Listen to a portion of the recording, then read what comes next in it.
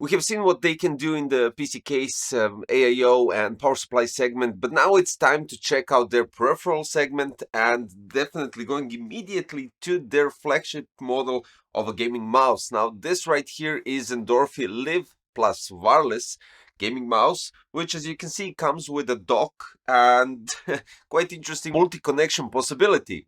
This mouse is enriched with great quality sensor and switches, has PTFE feet, which you have also additional ones if you decide to swap them after time of usage.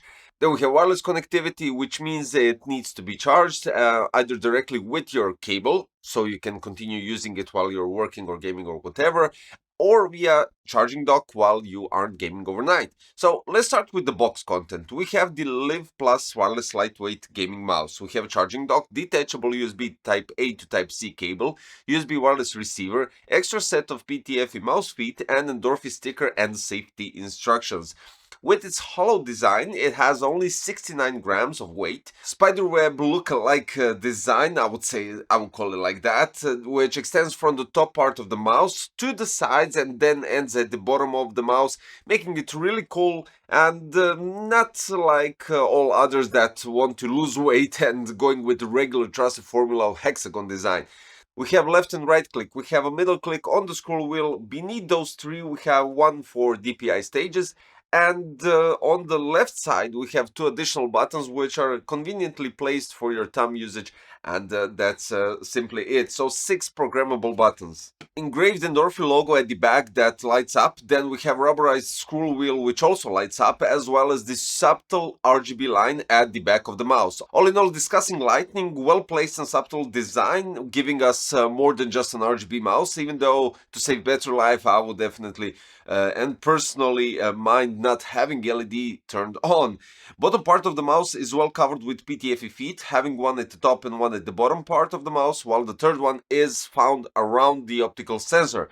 I mentioned the sensor and already praised it a bit at the beginning, but so it's time I think we mentioned that as well. We're having here PixArt PAW3395 with maximum tracking speed of 16.51 meters per second or 650 IPS. Maximum sensitivity of 26,000 dpi, with base dpi stages being set at 400, 800, 1000, 1500, 2000 and 3000 dpi. Acceleration is 50G, and the sensor in general has lift cutoff 1 to 2 millimeters, which is programmable. I'll get to the software part quite soon, just want to tell you some more additional parts that you need to know about this mouse. So Kylik GM 8.0 switches with 80 million click lifespan, which is outstanding taking into consideration that we usually encounter mouse switches up to maximum of 50 million clicks. So basically this is positive. Battery life is a bit discussable. So on their website it is stated that one charge gives you 160 hours of battery life, but specifically they are stating increase your working time, and by that I would presume that you're using it under somewhat a work environment, right? That brings us to the point where those 160 hours are viable only via Bluetooth connection and with lighting turned off, which isn't bad at all, to be honest, if you're using it via Bluetooth. But for gaming, which means using 2.4G USB receiver, and if you're going with Lightning at 100%, I would take a wild guess and say that this goes around 20 hours plus, somewhere around that of usage. So after each longer gaming session, you're charging your mouse, but that is alright since you just simply place it on the charging dock overnight and you're good to go. If you really need more after those 20 hours of gaming session, then 10 minutes of charge will give you 8 hours of gaming. So now you see the wordplay and you can realize what is what, because first they mention 160 hours of work time, and then they mention at the end 8 hours of gaming. We're having here symmetrical design of the mouse, which makes it quite easy to use, with dimensions of 126 x 65.7 x 39.3 millimeters, which I would say is quite standard. Now the charging dock is a really cool addition to the package. At the back you connect the USB Type-C, and the USB Type-A you connect to your PC.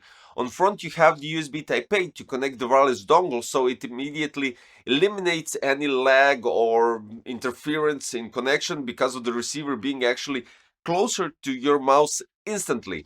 Charging dock also has a cool LED strip going around it, and at the bottom you can modify the lighting to it. 3-second press will deactivate the LEDs entirely, while pressing it only once will change the LED lighting on it. So if we take the charging dock as it is and we go and press, you can see that you can easily swap the colors to your liking. It really doesn't make any problems with that, or you can just simply switch it off by toggling it for while holding it for 3 seconds, and that's it. Placing it on, it's basically magnetically attached with 2-pin connection. I think those are pogo pins. Yeah, pogo pins, somewhat pogo pins, and it instantly starts charging on. Now, also one more thing, at the bottom you have a pad that's basically a sticker. So the charging dock is, well, most likely considered and advised to be, I don't know, glued to the table, which gives you an option to just simply do it like it holds. That's it. But since we're talking about the sticker, be careful where you're going to place it, because it's going to be there for a while. Click sound is solid, and regarding the two side buttons, they don't have any pre-travel and they're instantly clicked while being pressed at. That is good because, as you remember, we had a couple of mice that actually had some space or pre-travel on the side buttons prior to actually being pressed. Now, let's go quickly to the software, because I did say I'm going to touch base with that. We have homepage, which actually gives you an option to set up to 4 profiles.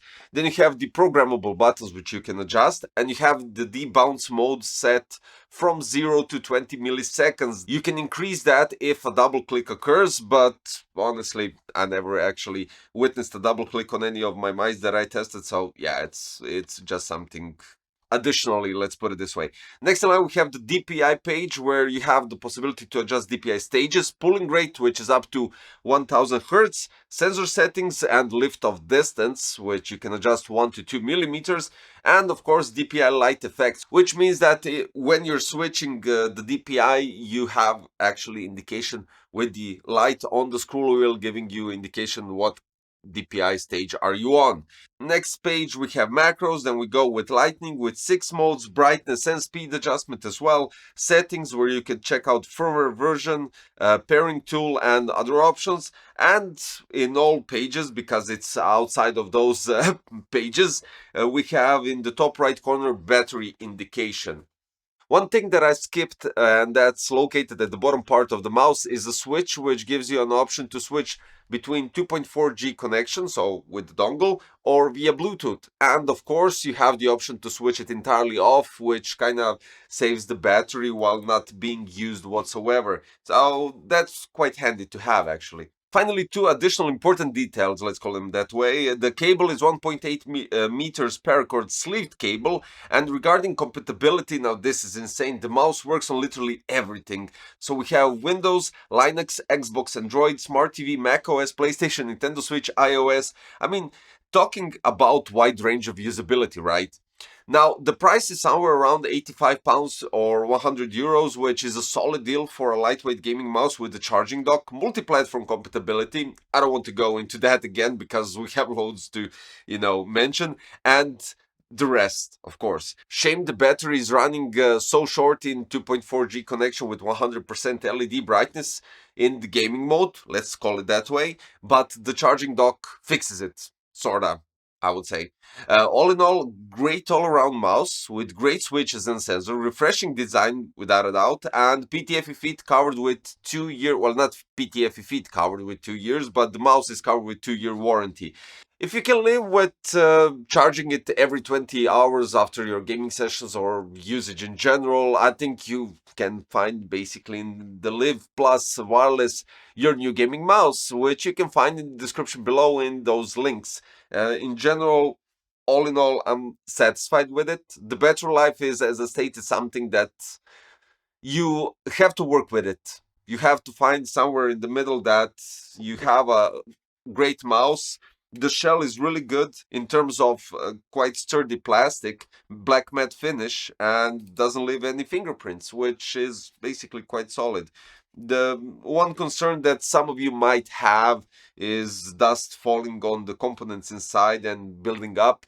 Just use some blower or anything similar to that, some long brush that could actually access the components inside, clean it up, vacuum it, and whatever, of course, when it's turned off, and you're good to go. That's it. So all in all, I'm satisfied with it. Those couple of things that you might or I might find negative, take that into consideration as well. But when you take everything all together, I think that's a quite solid mouse, and definitely recommendation if you're looking for something like that. Quite cool altogether design as well. Not just the mouse, but the docking station and everything is just a cool package all in all. So the link is in the description one more time, and don't forget to subscribe, hit the like button, click the notification bell, and I'll see you shortly in the new one. Bye bye.